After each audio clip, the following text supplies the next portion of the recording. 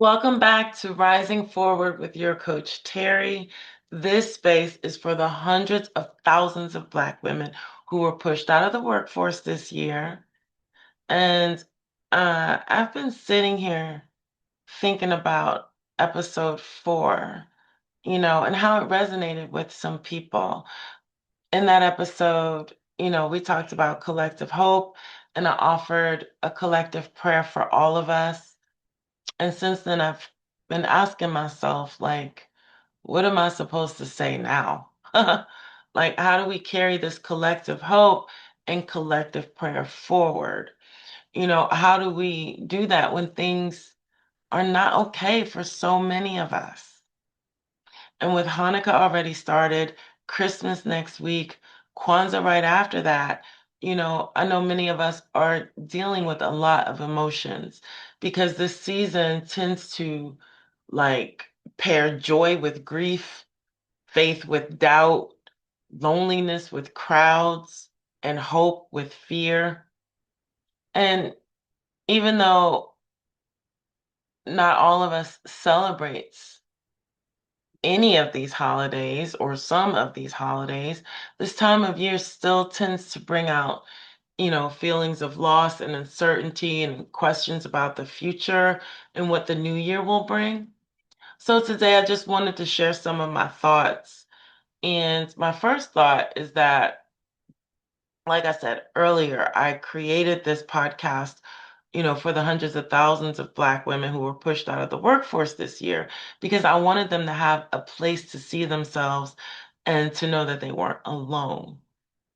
But how does just letting folks know that they aren't alone help any of us? Because we are in a lot of trouble right now. And with the job losses rising and the instability in the economy growing, and watching our democracy shift in ways that are not protecting us, it's hard, you know? And we're also watching the silence of those we voted for as our lives are turned upside down, you know? And so I'm seeing all this unfold and I'm feeling like this podcast is evolving into something that I had not considered. I feel like it's becoming a record or a witness of our future in this country. I feel like it should reflect what this moment feels like. The targeting of Black women, the erasure of Black people, the apathy of so many of us in our nation, and then the paralysis of our nation's leaders. And I just keep thinking, of those who've come before us, so many who are still alive, like my parents. They aren't that old, and they were witnesses to some of this. And now so are we. And two things, the fact that it happens so fast, and the fact that a lot of us are acting like this still isn't a big deal. It's so frustrating and frightening, actually. Those things I'll actually be addressing in the next episode, though. Because what I did want us to focus on something else today. And um, my U Bible scripture actually really spoke to me today. It is Luke 145, and it is, "Blessed is she who has believed that the Lord would fulfill his promises to her." Blessed is she who has believed that the Lord would fulfill his promises to her. I felt like that was speaking directly to me. And so that does give me,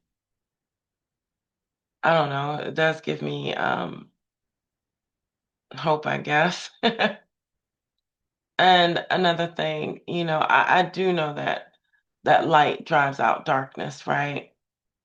And no matter what we're going through, each of us, is still a light shining in the darkness. And what does that look like? Um, for me, that just looks like candles, right? We're all candles. And some of our candles may be burned down to a nub, child. I get it. but we still have light, you know? That's what Black women have always been. When people are hurting, when the community is hurting, Black women always lead with that love and that strength that's just incomparable, you know, even when it doesn't feel like it to them. And I know that that is our light. That's what it looks like. And when we come together, our combined light always chases away the darkness. So if you're struggling, you know, what do you need to keep your light burning a little longer? And for me, I would say hope. You know, and what does hope do? Um, I think about Paul when he was talking about Abraham, and I believe it was in Romans. You know, I'm not a pastor, I'm not a spiritual advisor, but I believe it was in Romans. Uh, I do know my way around the Bible a little bit. I just remember, you know, Paul talking about Abraham and saying, against all hope, Abraham believed in hope. Like, what does that even mean? Against all hope, Abraham believed in hope. Like, against all of what he was seeing and experiencing and holding on to his little hope by a thread, you know, he believed in hope. He believed in God's promises. He believed in God. He believed what God was saying, was telling him, you know. And so even though his hope wasn't necessarily showing results that he could see, he was depending on the hope of God's promise.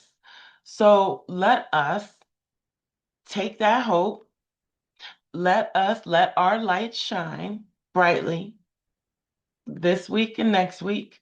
You know, let us encourage each other because now is the time for community. We cannot do this alone, but we do community really, really well.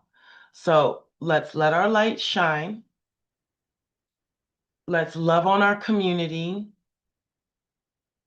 And, you know, let's just let our hope be in God's promise. Okay. And I will be back next week with a new episode about what I was talking about earlier. But until then, thank you so much for being here. Um, and let me know in the comments if there's something that you want to talk about. Like I said, I'm new to the podcast thing. Um, I have a podcast that I do with a couple of colleagues. Um, but I'm new to doing this by myself. I'm just kind of winging it. So please let me know what you want to talk about, and I'll see you next week. Thank you so much.